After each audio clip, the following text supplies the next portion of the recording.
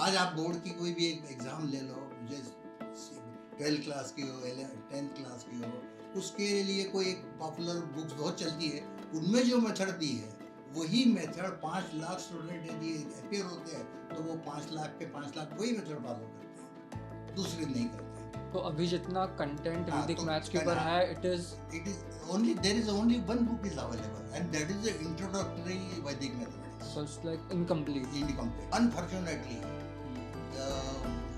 all the books, 16 books, lost and nothing is available.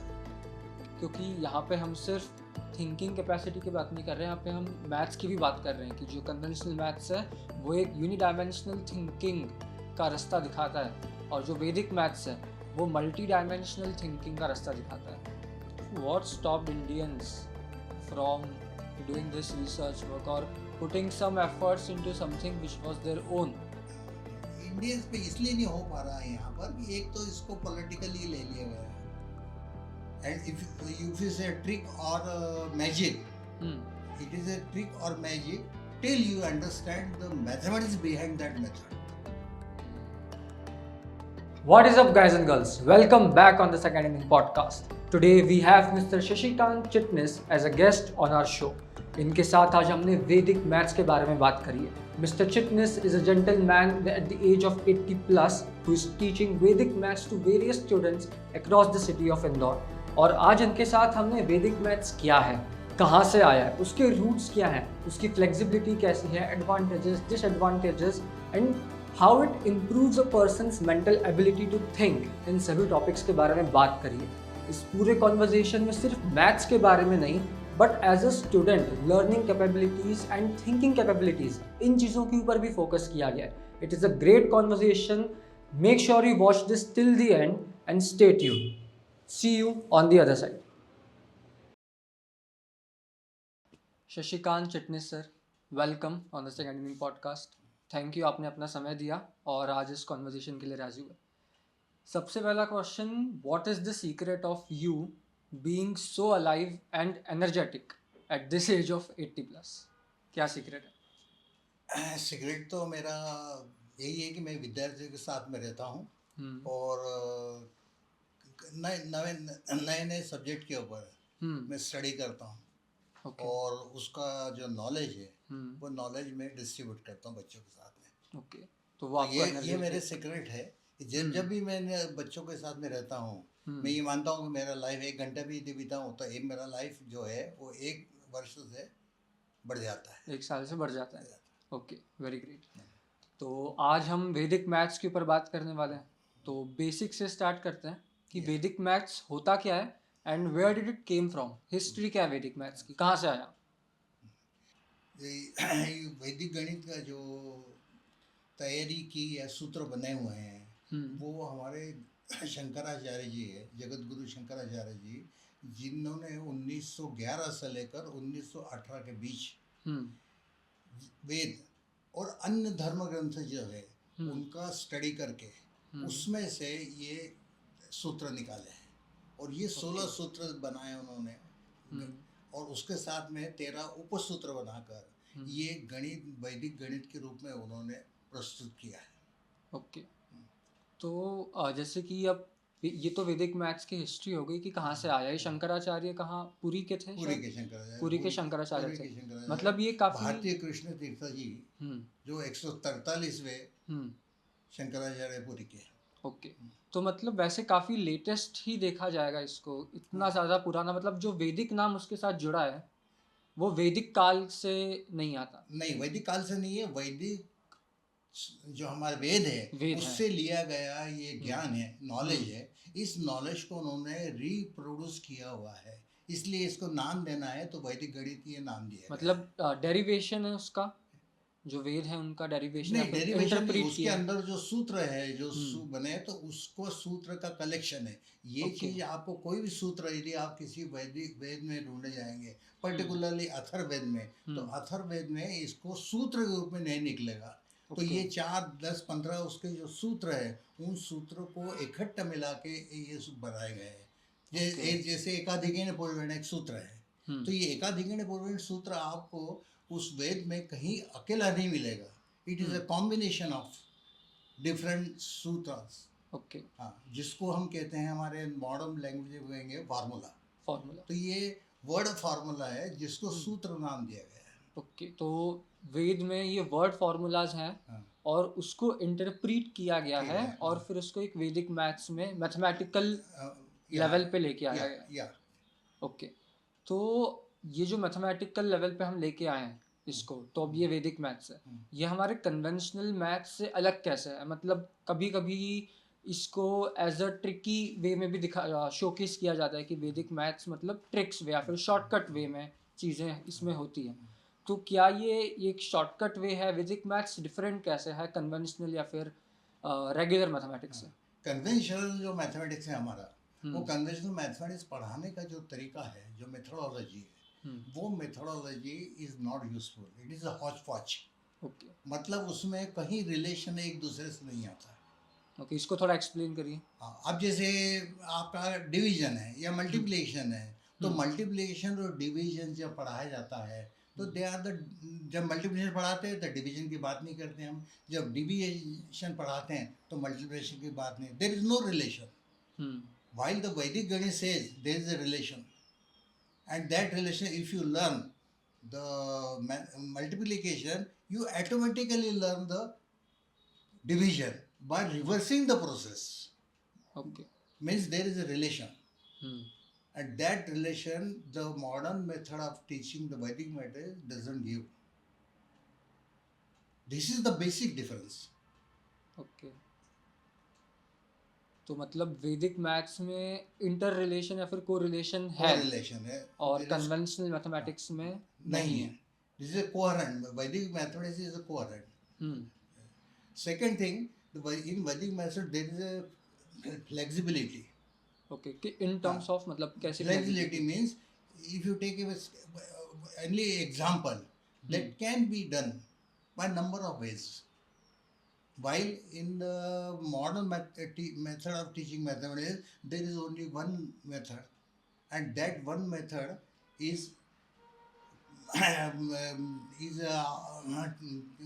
makeup, या you can say रट लिया जाता है, जिसको बोलते हैं अपन हिंदी में. तो उसको रट ली जाती है, स्टूडेंट को कुछ समझ भी नहीं आता कि ये मेथड आई कैसे, क्योंकि उसका एम होता है just to get the marks in the examination, or yeah, just to get the success in the examination. While in Vedic mathematics, जिसको ट्रिक कहा जाता है, that is not a trick. That is a mathematics. And if you say trick or magic, it is a trick or magic till you understand the mathematics behind that method. And the Vedic mathematics gives the result. If you learn any sutra or any formula, that can be used in number of ways. This is the beauty of Vedic mathematics. Okay. So pattern recognition and observation. Yeah. इस पे ज़्यादा work करता है. वो ज़्यादा work करता है. Actually देखा जाए तो when you study the sutras of Vedic mathematics, that develops the brain. Okay. So I will say the brain means there are two parts of the brain. We are taking this brain as a simple thing, not medical point of view. The left part of the brain collect the information, and that is the work of modern methods of modern teaching. They only give the information, and that information is collected in the left part. Whenever there is a necessity, we take the information from the left part and get the solution. While in Vedic mathematics, that depends on the logic, observations, जिसको कहा जाता है अवलोकन. This is one of the Upasutra. So this sutra gives the observation power, which is must, and that is the right part of the brain. A person uses the right part of the brain get more success in the life than the person using only left part of the brain. Actually, in our life, we use both the part. But in modern method of teaching, the methods are only for using the left part, not the right part.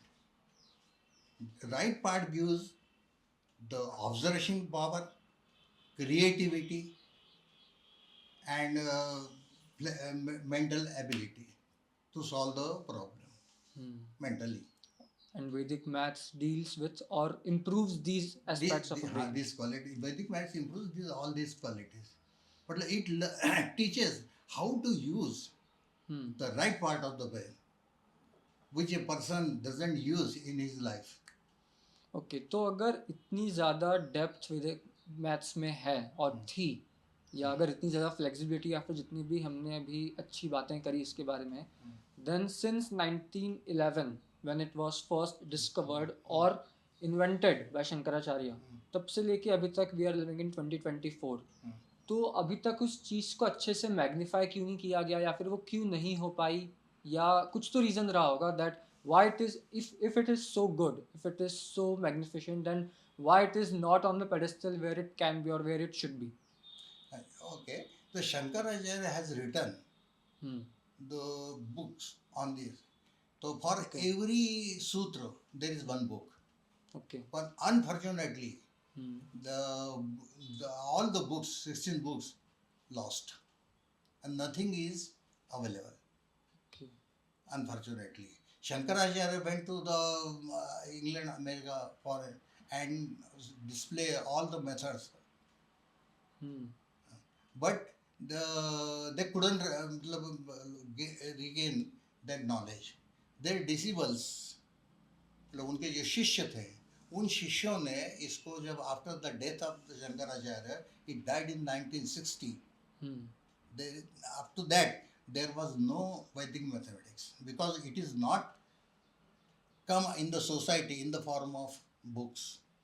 तो वो books सारी खो गई. Everything is lost. So अभी जितना content वैदिक maths के ऊपर है, it is only, there is only one book is available, and that is the introductory Vedic mathematics. So it's like incomplete. जितना है and that is the arithmetic part only. Okay. There is arithmetic part, and that book was written by the उनके जो शिष्य थे जितने उन्होंने मिलकर लिखी गई है, and that was published in 1965. Though it is invented or rediscovered in 1911 to 1918, but that was brought in the society in 1965. First book published was 1965. 5 years after the death of Shankaracharya. And after that, about 60 years, we are trying to understand that books. Which is only focused around arithmetic mathematics. जो बाकी की books खो गई उनमें बाकी भी था, geometry, calculus, everything was available है. इवन आप ट्रिग्नोमेट्री है, कैलकुलस है, कोऑर्डिनेट ज्योमेट्री है, simple geometry, everything was there, but it all got lost. And after 1965, this knowledge of Vedic mathematics is spread into the society, and after that the people try their best to popularize these sutras.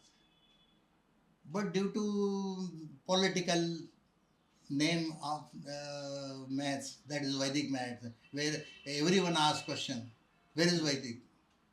It is not written in the Ved. Okay. Someone says all is available in the Atharvaved. But nothing is available in Atharvaved in the form which is published in 1965. So we have to understand the meaning of that. And purely mathematics, it may be in any form. That may be in India, Japan, England, anything. Mathematics remains mathematics. The way of interpretation changes. And the way of interpretation is changed by that Vedic Vedas. So it is not written how to solve that. One has to understand that basic mathematics behind that sutra and then explain it. Reasoning ज़्यादा better way में available है इन Vedic maths. तो वैदिक mathematics में ये चीज़ है कि आप कोई भी सूत्र लीजिए तो वो सूत्र, जैसे फॉर एग्जांपल 25 मल्टीप्लाइड बाय 25 और 20 find the square of 25, what we do, we use the sutra Ekadhikena Purvena. Ekadhikena Purvena मतलब there are two numbers, the number which is at 10th place get increased by 1. Okay. That is the basic meaning of that. So 25, a number ending with 5 is multiplied by the same number, then the sum of the digits at the unit place is 10. Then and the second number which is at 10th place is common. Then its multiplication is done by 5 into 5, 25, and 2 is increased by 1, that is 3, 2 into 3. So 625 is answer. So this is applicable for any number. But what is the math behind it? First we have to understand what is the math behind it. और ये math behind it यदि समझ लेंगे तो ये conditions जो बताई गई है कि लास्ट जो डिजिट होता है उनका सम 10 होना चाहिए और ये दो डिजिट जो होते हैं 10th प्लेस पे ये कॉमन होना चाहिए, it vanishes. It can be applied to any number. There is no condition. This is the importance or beauty of that sutra Ekadikena Purveda. And this is just one sutra. One sutra. You can understand anything from this. So the basic question is the Vedic Ganit requires at present the research fact. आज क्या हो रहा है, आज हम कर रहे हैं कि उसको मैजिक के रूप में लेते हैं, मैजिक है, ट्रिक्स है. Every majority of the learner or teacher of the Vedic mathematics teach the boys, present boys or students, as a magic or as a trick. But it is not a trick, it is not neither magic. First you understand what is with it. पिछली बार जब हम मिले थे, that time you told that there is so much flexibility in Vedic maths that you can create your own methods or you can मतलब नई चीज़ें आप खुद इन्वेंट कर सकते हो if you really dive into it. So tell us something about it. वो चीज़ कैसे हो सकती है, मतलब जैसे कि आपने खुद ने भी बताई थी कि आपने खुद ने कुछ मेथड्स क्रिएट करे, मेथड्स तो वो चीज़ कैसे हो सकती है? तो उसी ये ऐसा ही जैसा फिर हम एकाधिकेन पूर्वेण की बात कर रहे हैं हम, तो एकाधिकेन पूर्वेण में जैसा लिखा आपने 25 into 25, तो इंस्टेड ऑफ 25 के बजाय में 28 और 32 ले लो, तो इसको भी हम इसी मेथड से कर सकते हैं. इसमें बेसिक क्या है कि बेसिक ये है कि लास्ट टू डिजिट जो होते हैं उनका सम 10 होना चाहिए.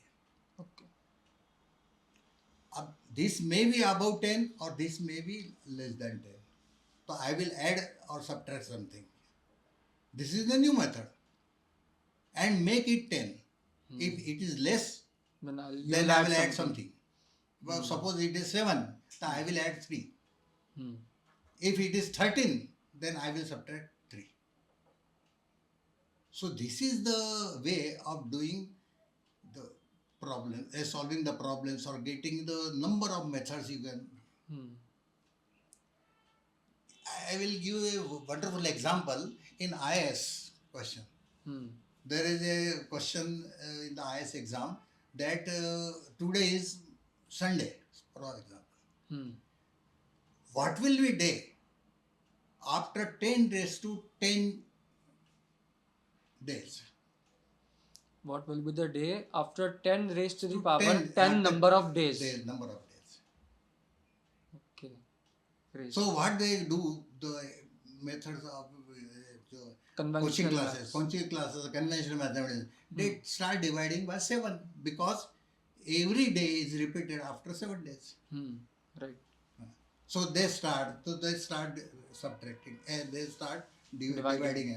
So that requires a lot of energy as well as time. So Vedic mathematics says 1 upon 7 is a prime number, 7 is a prime number, or its reciprocal is 142, 8 57. Hmm. This is fixed number है. Hmm. And this can be remember or this can be obtained immediately. There is no and you put this number 10 raised to 10 means 1 to the 10 zero. हाँ, एक के आगे 10 zero. एक के आगे 10 zero कर दिए. इसमें से आप कर लिए, इसको आगे बढ़ा दीजिए, तो लास्ट वाला जीरो के नीचे क्या आएगा? 6 आएगा. ये जो हमारे इसमें आया है उसमें 6 आता है. तो वो 6 को हम ले लेंगे, पकड़ लेंगे उसके अंदर, और वो 6 जो है that is a reminder. Okay. And that reminder will give the day. Suppose the reminder is 4.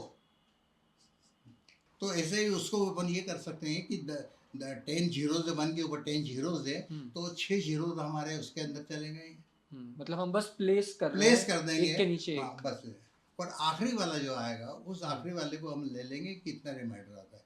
तो आखिरी में रिमाइंडर हमारा कितना है? 7. जैसे इसमें है एग्जांपल, अपन ये सॉल्व करना चाहे तो इसमें आखिरी में आया था 7 आता है. ओके. तो ये 7 जो आएगा, ये 7 के टेबल में कितना आएगा? 8 के इसमें आता है. 7 8 जा 56 टाइप आ जाता है. तो 56 से इसका मतलब वहां पर 6 आएगा, तो रिमाइंडर कितना बचा? 0 में से 6 गया तो 6 -6. 4. 0 में से 6 गया. हाँ, तो 4 बचेगा. कैसे? आगे ये 7 से अपन बड़ा डिवाइड करते जाते, तो हम डिवाइजन नहीं करते हैं. हमारा नंबर जो आखिरी वाला आएगा उसके ऊपर क्या रहेगा? 7 रहेगा. 7 रहेगा ना. हाँ. अब ये 7 जो है, ये 7 कब आएगा वहाँ पर? 7 8 जा 56. यानी उसके जगह 7 के जगह हमारा आएगा 56 आएगा. तो 0 में से 6 को माइनस, एक कब आएगा? 0 में से 6 माइनस कर देंगे आप, तो ये हो जाएगा 4. तो 4 इज रिमाइंडर लास्ट 0 पे. तो 4 रिमाइंडर है. इसका मतलब टुडे जो संडे है, तो उसमें से आप 4 आगे बढ़ा दीजिए. मंडे, ट्यूसडे, वेडनेसडे और थर्सडे. तो ये तो आपको मैंने एक मेथड बतलाई है. दूसरी मेथड ये भी हो सकती है कि वहाँ जो 7 को करूँ, मैं डिवीजन नहीं करता हूँ, 7 के 0 में से 7 गया तो 3 बचेगा. अब 3 में एकाधिकरण पूर्ण कर दो और फिर उसका आंसर निकाल लो. That is another method. You can do, but this is the simplest method. और यहाँ पे हमने डिवीजन भी नहीं किया. नहीं, कुछ नहीं किया, डायरेक्ट कुछ नहीं किया. तो ये आपको मैंने पेपर के ऊपर बढ़िया समझाया जा सकता है. अच्छा, तो इन मेथड्स को और वैदिक मैथ्स को इंडिया के बाहर फॉरेन कंट्रीज में कैसे देखा गया और कैसे प्रोपेल किया गया? क्योंकि फॉरेन कंट्रीज इन सब्जेक्ट्स को लेके, मैथमेटिक्स, साइंस, फिजिक्स, इसको लेके इंडियन स्कॉलर्स की तरफ उनकी आंख हमेशा रहती, तो नज़र हमेशा रहती है. हमारे पास काफ़ी एग्जांपल्स हैं हिस्ट्री में इसके. तो वैदिक मैथ्स को फॉरेन कंट्रीज ने कैसे देखा और कैसे कैरी फॉरवर्ड किया? मतलब क्या किया उन्होंने कैरी फॉरवर्ड? ये बहुत बढ़िया किया हुआ है. और जहाँ तक मेरा नॉलेज है, मैं ये समझता हूँ कि वैदिक मैथ्स के ऊपर रिसर्च वाली जो बात है, अनुसंधान वाली बात है, वो हमसे ज़्यादा बाहर के लोगों ने की है, फॉरेनर्स से की है. अब एग्जांपल में दे सकता हूँ ये कि ये जो बुक आई है 1965 में पब्लिश हुई है. तो एक स्कॉलर है यूके के, स्कॉटलैंड के, mister Kenis William. He came to India in 1971. He's a mathematics teacher, and he came to Bombay for mathematical seminar. So one of the Indian gave him the book, this book which was published as a Vedic mathematics in 1965 as a gift for him. Okay. He took that book, and today he is doing the wonderful research on the Vedic mathematics. आज यदि आप दुनिया के किसी भी कोने में चले जाइए और वहाँ पर जाकर आप ये कहिए मुझे वैदिक मैथमेटिक्स पढ़ना है, तो आप सर्च करिए गूगल पर, तो आपको वहाँ कोई ना कोई ट्यूटर मिल जाएगा वैदिक मैथमेटिक्स. और उसकी जब अपन ये देखते हैं, सीवी देखते हैं उसकी, उस ट्यूटर की, हाँ ट्यूटर की, तो उसमें लिखा रहेगा कि I am a student of Kenneth William. अगर हम कहीं भी जाके देखेंगे, कहीं भी जाके दुनिया में कहीं भी देख लीजिए आप, आपको वहाँ मिलेगा। Even in Muslim countries Vedic methods पढ़ाने वाला टीचर जो मिलेगा, that was trained by the Kenneth William. उन्होंने इतना ज़्यादा फैलाया। He is doing all trigonometry, arithmetic, all the he has published number of books on Vedic maths. On Vedic maths, he did the research, and present he is doing. He's still alive. Still, yes, he is alive, and he has done given the method of factorization of a equation, which has power 7. Okay. Just recently in November 23. In November 20, he has given the method by using this Vedic Sutra. So what stopped Indians from doing this research work or putting some efforts into something which was their own? Indians पे इसलिए नहीं हो पा रहा है यहाँ पर कि एक तो इसको पॉलिटिकली ले लिया गया है, वैदिक मैथ्स को वैदिक शब्द से उन्होंने थोड़ा सा इसको चेंज किया। आपत्ति है उसमें। ये क्या वैदिक में, नथिंग इज वैदिक। और ये मैथ्स नहीं है। मैथ्स तो बेसिक मैथ्स है ना, addition subtraction multiplication, this is the basic है। This can not be change. You can change the methods, and Vedic mathematics change the methods. वो आपको थिंकिंग करने के लिए, हाँ, वो आपको मतलब जो एक फिक्स पाथ है उसके अलावा कहीं और लेके जाती है कि आप इधर से भी जा सकते हो, ये भी कर सकते हो। कन्वेंशनल मैथ जो है, कन्वेंशनल मैथ से आपका पढ़ाने के जो मेथड्स है, वो सभी मेथड्स आपको यूनिक डायमेंशनल थिंकिंग देती है। यूनिक डायमेंशनल थिंकिंग यानी एक ही दिशा में सोचना। आज आप बोर्ड की कोई भी एक एग्ज़ाम ले लो, जैसे 12th क्लास की हो, 10th क्लास की हो, उसके लिए कोई एक पॉपुलर बुक्स बहुत चलती है, उनमें जो मेथड दी है वही मेथड 5 लाख स्टूडेंट यदि अपेयर होते हैं तो वो 5 लाख के 5 लाख वही मेथड फॉलो करते हैं, दूसरे नहीं करते हैं। ये ऑब्जर्वेशन है, वही मेथड फॉलो। जबकि वैदिक मैथ्स आपको देता है कि ये आप उसको ही मेथड बदल सकते हो। तो ये वैदिक मैथ्स मेरे जो प्रैक्टिस की लाइफ में अभी तक मेरे जो इसमें है, तो it gives the multi-dimensional thinking to a person who study or learn Vedic maths. तो सर अभी आपने जो मल्टी डायमेंशनल थिंकिंग ये बताया, इसके बारे में कुछ मतलब इसके बारे में कुछ बताइए, ये क्या चीज़ है? दोनों में डिफरेंशिएटिंग फैक्टर, क्योंकि यहाँ पे हम सिर्फ थिंकिंग कैपेसिटी की बात नहीं कर रहे हैं, यहाँ पे हम मैथ्स की भी बात कर रहे हैं कि जो कन्वेंशनल मैथ्स है वो एक यूनिडायमेंशनल थिंकिंग का रास्ता दिखाता है, और जो वैदिक मैथ्स है वो मल्टी डायमेंशनल थिंकिंग का रास्ता दिखाता है। तो इसके बारे में थोड़ा बताइए। वो मल्टी डायमेंशनल थिंकिंग का मतलब है मेरा कि यूनिट डायमेंशनल थिंकिंग में हम कोई भी प्रॉब्लम लेते हैं तो उस प्रॉब्लम को सॉल्व करने के लिए हम एक ही मेथड लगाते हैं। एक ही मेथड लगाते हैं मतलब हमारा दिमाग एक ही डायरेक्शन में काम करता है, एक ही तरीके से सोचता है। वो जो घोड़े के घोड़े की जैसे आगे के गुड़ बांध देते हैं, तो वो एक ही आयाम है, उसको ऐसे काम करना है, हमको ऐसे ही करना है। परंतु यदि आप वैदिक मेथड से देखें तो वैदिक मेथड से ये सिखाता है कि उसको हम ऑब्जर्व करेंगे। पहले मैं प्रॉब्लम को ऑब्जर्व करेंगे, उस ऑब्जर्व करने में हम मेरे एक डायमेंशन वो हो गए मेरी, फिर मैं ये सोचूंगा उसके अंदर कि इसको अपन कैसे सॉल्व कर सकते हैं। सॉल्व करने के लिए मैं ऑब्जर्वेशन से मैं मेथड चूज करूंगा और वो चूज करके उसको मैं सॉल्व कर लूँगा। This is second dimension. अब ये जो सवाल है इसको मैं और दूसरे तरीके से भी कर सकता हूँ, मतलब ऑब्जर्वेशन में जो चीज़ पकड़ में आए उससे करो, उसके बेसिस पर मेथड। अब उसके बाद में आपको नहीं मिल जाएगी, इस मेथड से नहीं करना, तो ऑब्जर्वेशन आपका ये बताता है this can be use as second method, third method, fourth method. There is no limit in Vedic maths. You can do the same questions by number of ways. So ये दिमाग के दरवाजे खोल देता है बिल्कुल आपके। और this is the requirement of the present situation, multi dimensional thinking. तो ये मेरा सोच है, मैं जो पढ़ाता हूँ आजकल बच्चों को वो करता हूँ मल्टी डायमेंशनल। हाँ, क्योंकि ये चीज़ सिर्फ मैथ्स की प्रॉब्लम सॉल्व करने में नहीं, रेगुलर लाइफ में भी काफ़ी बेसिकली ये देखा जाए तो ये अपन इसको ये कह सकते हैं कि we are developing the brain.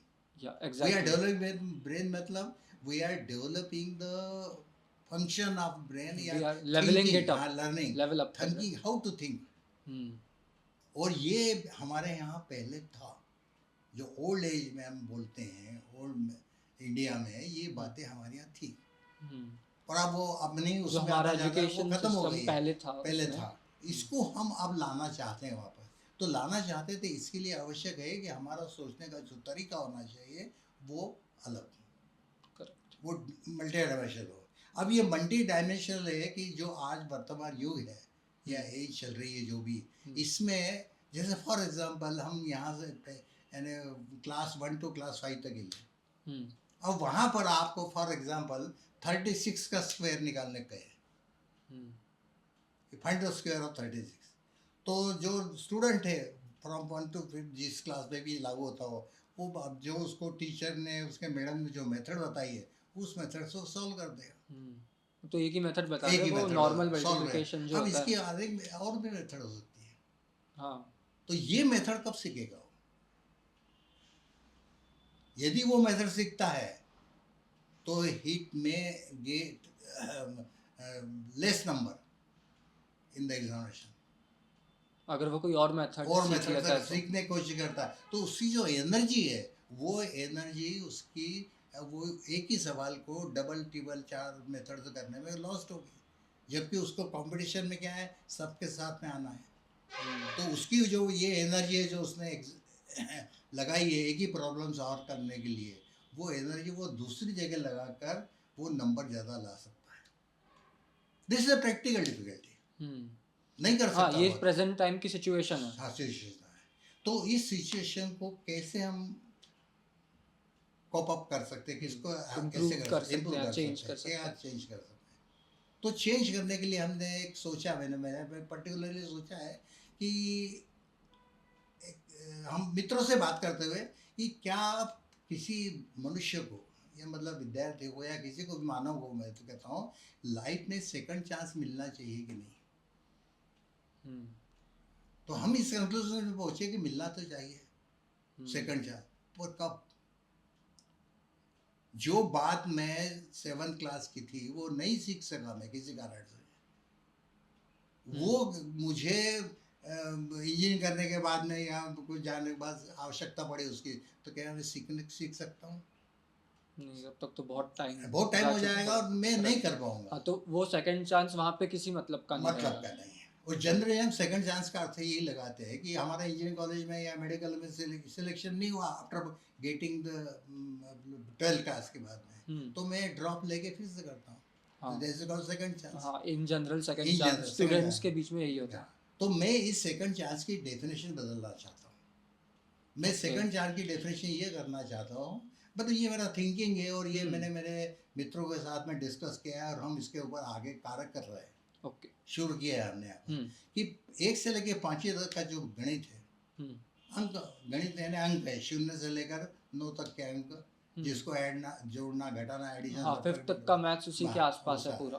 तो इसको मैं वापस उसको 6ठी 7वीं 8वीं में पढ़ाना चाहता हूँ, सेम मैथ्स वापस से अगले 3 क्लासेस में, but as a hobby, not as a part of course.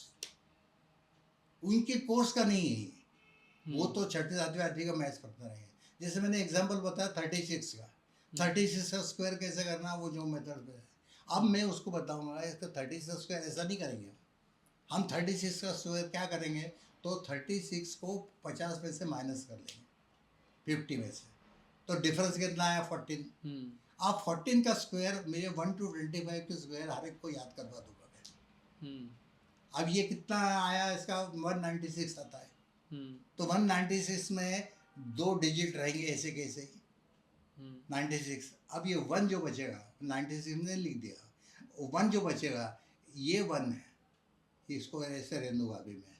और आप डिफरेंस कितना था 50 और 36 में 14 का, ये मैं 25 में से माइनस कर दूंगा 14 को 9, तो ये बचा 11।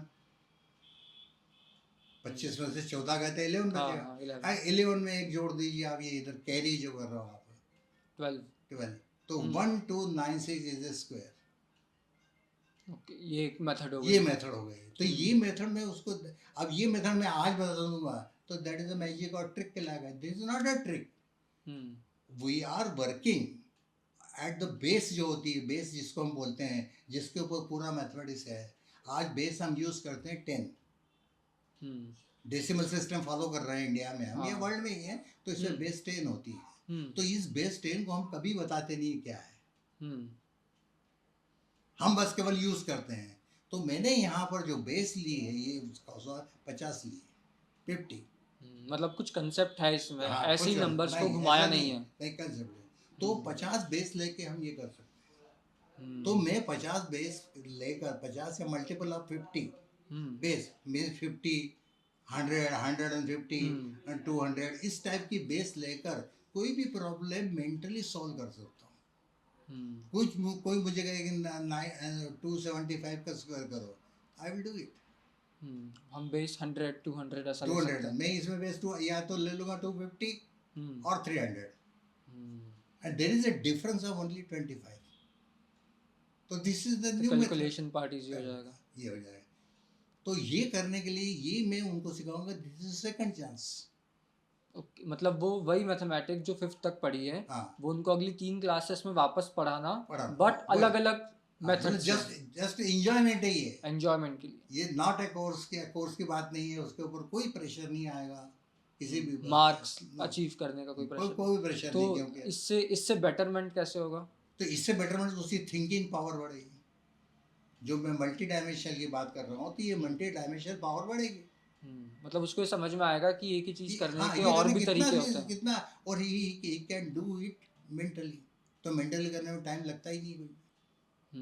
आज हम पहली बार सुन रहे हैं इसलिए हमको लगता है क्या डिफिकल्ट है ये, बहुत सिंपल है। एक के बाद ये नहीं कर सकते हो। तो ये 50 यानी बेस को मैं उसको बताऊंगा। अच्छा, 5वीं तक इसलिए नहीं बताना चाहता मैं कि 5वीं तक बच्चा छोटा होता है, उसके ऊपर ट्रेस नहीं देना है मुझे। वो 5वीं से आगे निकल जाएगा, थोड़ा उसको इंट्रोडक्शन आ जाएगी, मल्टीप्लिकेशन क्या होता है, स्क्वायर क्या होता है, तो ये वो कर सकता है। आज हम यदि करें तो वैदिक गणित में हम बहुत आगे जा सकते हैं। इसलिए आज इसको डिस्प्यूट कम हो, इसलिए आज क्या किया गया है, इसको वैदिक गणित के बजाय लोग कहते हैं भारतीय गणित। अच्छा, ऐसा टर्मिनोलॉजी में चेंज हो रहा है कि डिस्प्यूट नहीं हो। कहीं भी जाते हो तो लोग नाराज होते हैं ना, बुद्धिजीवी जितने होते हैं ना वो थोड़े नाराज ही होते हैं। ये क्या है वैदिक, वैदिक क्या है इसमें बताओ। मेरे मित्र जाते हैं लेक्चर देने के लिए, तो उनको ये पहला प्रश्न यही पूछते हो। पढ़े लिखे लोग हमारे यहाँ जो PhD है वो ये कहाँ है वैदिक, इसमें कहाँ लिखा वैदिक वेदों में। तो हमने कहा यार डिस्प्यूट करने के बजाय हम क्या करते हैं, इसका नाम पढ़ते हैं भारतीय गणित। हाँ, तो उस पर उंगलियाँ कम उठती होगी। हाँ, मतलब कम से कम। तो ये इतना मैं आज जो बात कर रहा हूँ, तो ये मेरा जो थिंकिंग है इस ओल्ड एज में जो डेवलप हो रहा है, practically I did it, that is due to the Vedic mathematics.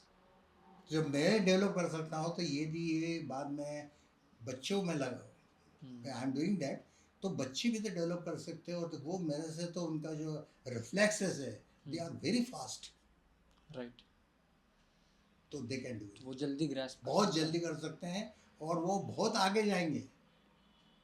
और थिंकिंग की आजकल तो सबसे मेन तो वही है। लिमिटेशंस वाली इसमें बात है, तो लिमिटेशंस तो इसमें बहुत है, क्योंकि जो हायर मैथ्स चल रहा है इसमें, वो हायर मैथ्स लॉजिकल ज़्यादा है, और ये वैदिक गणित जो है ये पार्ट कैलकुलेटिव है।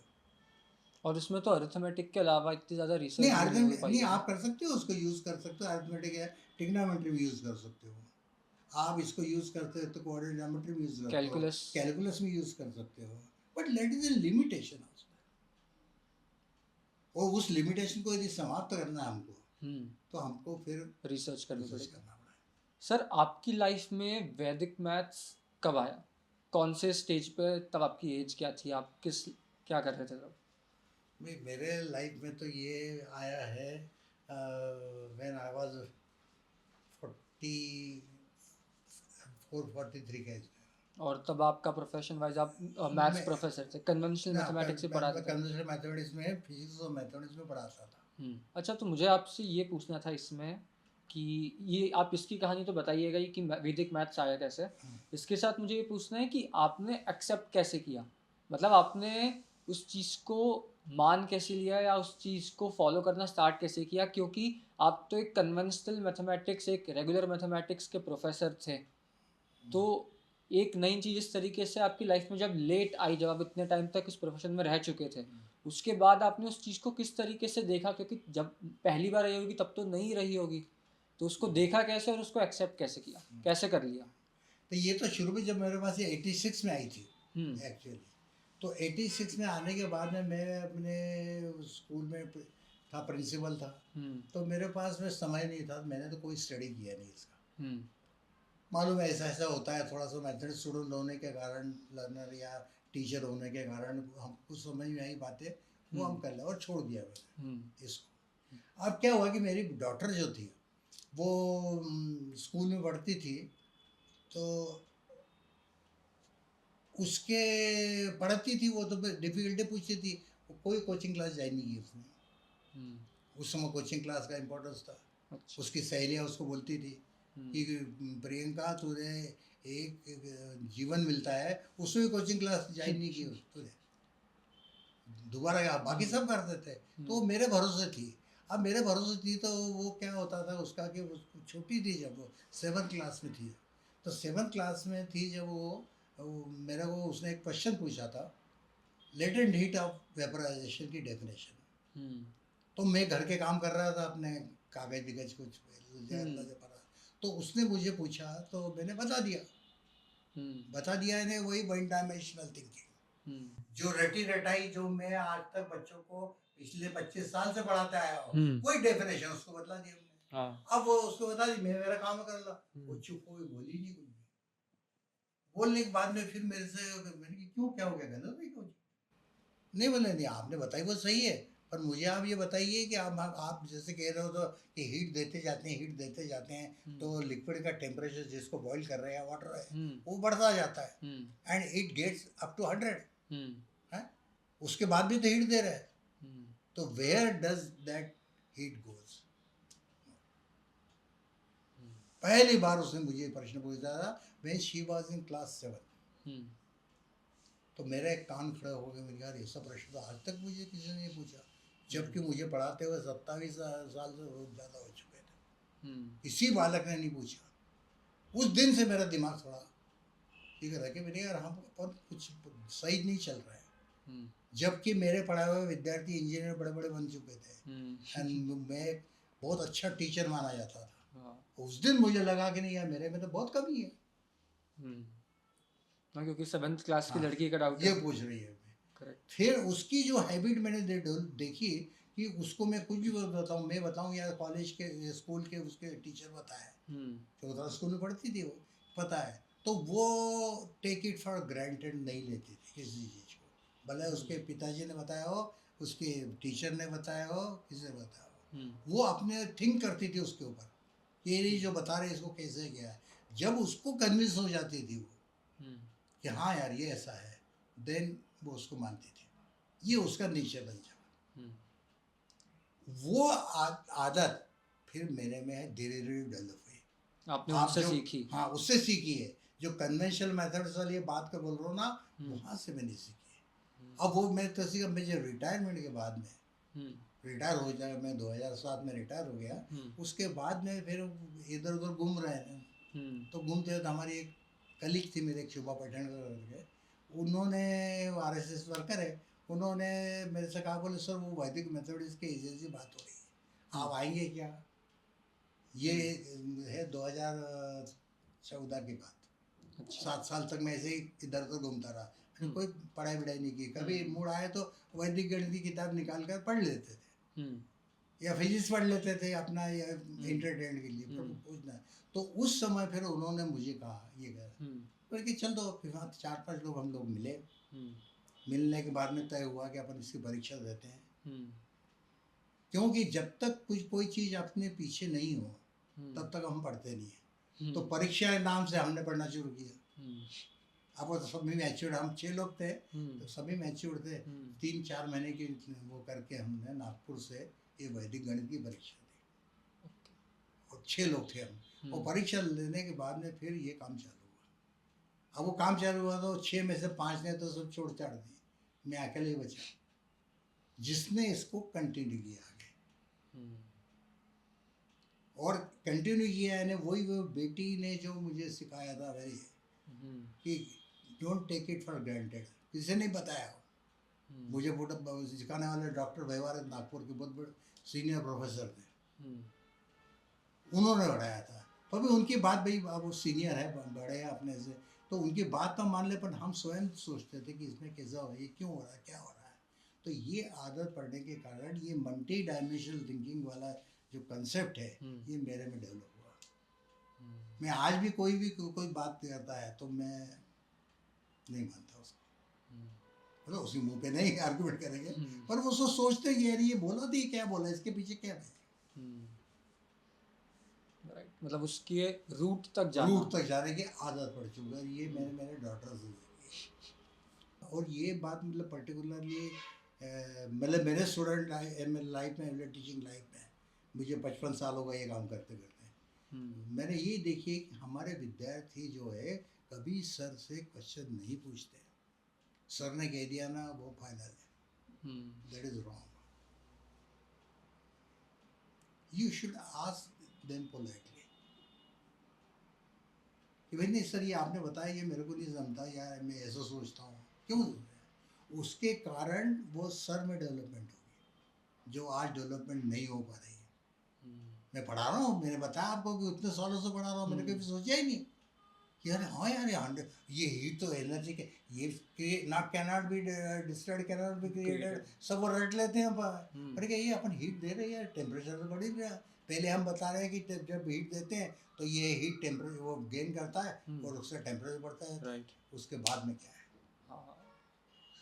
सिंपल है, कोई बहुत बड़ा नहीं है कि वो जो एक्स्ट्रा हीट आ रही है वो after attending the changing it is used in changing the state of the water से वो वेपर में जाती है। 100 होने के बाद ही वेपर में होती है। तो वो जो एक्स्ट्रा हीट दे रहे हो आप, एक तो हीट जो है 100 मेंटेन करेगी, और बची एक्स्ट्रा जो बाद में हीट देते हो that is utilise in converting water into vapour, जिसको हम लेटेंट हीट बोलते हैं। तो that is a simple concept, पर ये मुझे नहीं मालूम। बहुत कुछ सीखने को मिला आज और काफ़ी बातें करी हमने। आपको कैसा लगा, आपका एक्सपीरियंस कैसा रहा आज का? मेरा एक्सपीरियंस है कि मतलब मुझे बहुत अच्छा लगा कि मेरी बातें कोई सुनना चाहता है या समझना चाहता है, क्योंकि आज के ज़माने में कोई समझना नहीं चाहता। मेरा जो अनुभव बताता है, कहीं भी बताना चाहता हूँ यार परेशान हो रहा है यार, अवॉइड करना चाहते हैं। तो आज सुनने वाले की बहुत कमी है, और मैं चाहता हूँ कि मेरे पास जो कुछ नॉलेज है, या नॉलेज कहेंगे या जो अनुभव है, नॉलेज कहने के बजाय मेरे को अनुभव है, उस अनुभव को लोग उपयोग में लाने का प्रयास करें विदाउट एनी गेन और लॉस। मुझे कुछ नहीं चाहिए, ना गेन चाहिए ना कोई लॉस चाहिए। ये जो मैंने सीखा है, I want to transfer it to the next generation. Great message, sir. Thank you very much for your time. Thank you very much for this conversation. और काफ़ी अच्छा लगा आपसे बात करके। आप लोगों को धन्यवाद कि आप लोगों ने मैंने मेरे को मौका दिया ये करने का। Thank you. Thank you. Thank you for watching this podcast till the end. Chitnis sir के साथ ये पॉडकास्ट रिकॉर्ड करने में बहुत ज़्यादा मज़ा आया। He was such a gentleman. इतना ज़्यादा नॉलेजेबल और इतना ज़्यादा प्रोडक्टिव पॉडकास्ट था ये। बहुत कुछ सीखने को मिला, ना सिर्फ वैदिक मैथ्स के बारे में बट मेंटल थिंकिंग के बारे में भी। एक जो उन्होंने मल्टी डायमेंशनल थिंकिंग की नई बात करी, it was a new aspect, a new terminology which taught a lot of things today. आपको ये पॉडकास्ट कैसा लगा कमेंट सेक्शन में बताइए, and if you haven't subscribe to our channel yet then subscribe to it, as we'll be releasing such amazing podcasts and incredible conversation every Friday. Stay tuned. See you on the next Friday.